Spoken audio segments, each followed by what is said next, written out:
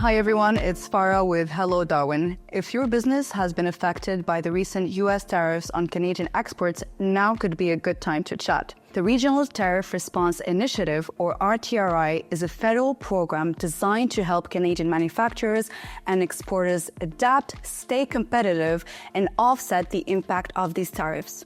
Through RTRI, eligible companies can access non-dilutive funding to support projects like investing in new technologies or new equipment, expanding their operations to enter new markets, or diversifying their products range. In short, it's about helping Canadian businesses build long-term resilience. Let's look at a real-world example here.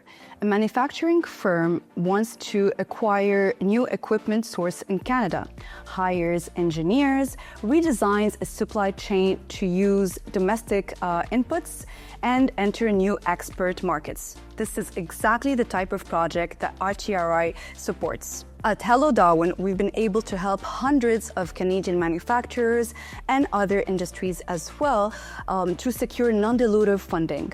Our team specializes in identifying grants like this, but also writing down the applications and making sure to get approved.